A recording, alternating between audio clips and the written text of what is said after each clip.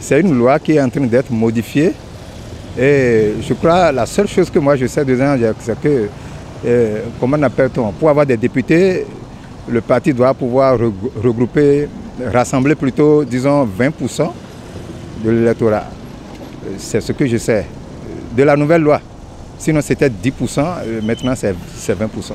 Ceux qui l'ont voté savent ce qu'ils veulent pour le faire, en le faisant. Bon, donc, il faut avoir au moins 20%. Il faut avoir au moins 20% pour bénéficier d'un siège, pour commencer par bénéficier des sièges plutôt dans l'Assemblée. Chaque parti politique va travailler dans ce sens, histoire de regrouper tout au moins 20% sur l'étendue du territoire.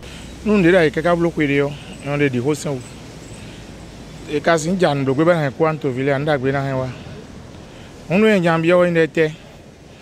To vile me jome janto gbe yo e sin do ni ani wa nda gbe je nan ni pon sin wo ne sen da ye yo nu e do sen be ma do ko fun sen wa en mo je cheki unu en jam yo to vile e nda kan pin o tun me je janto gbe bo da gbe de me adu le ton do so jawe ku yan yin me de ya de ho gbe no bi yo me kan de sen ton bo no vi ton akubo e na mo no vi wo atozona Moin boyon.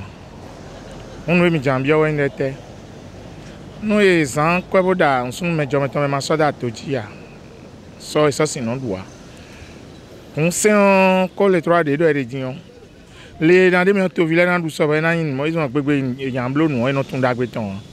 So e no ayon tu wan do mi ko yin da yo ati ndagbe to mi ton. Les législateurs n'ont qu'à essayer de dénouer un peu le nœud, sinon c'est un peu serré. Voilà ce que j'ai à dire. Et ces députés-là, moi, je leur envoie un message. Ce message est que de ne pas oublier le peuple. S'ils sont les représentants qui sont élus par le peuple, hein, ils nous oublient. Parce que le pays est en train de durcir pour nous. Donc, ils n'ont qu'à essayer de dénouer un peu le nœud. Il faut que ce parti-là mouille le maillot. Il faut que ce parti-là mouille le maillot. Il faut que le travail que ce parti doit faire, il doit parcourir toutes les régions du territoire béninois, c'est-à-dire les 77 communes.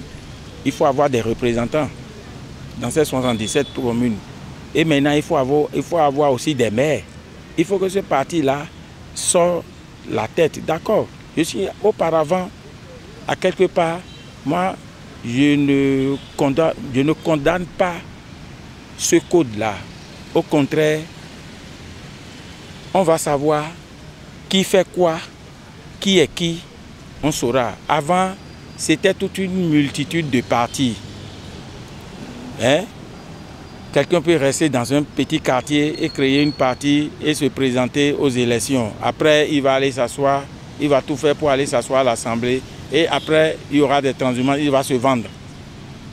Maintenant, dans ce nouveau code-là, il n'y a plus de transhumance. Hein?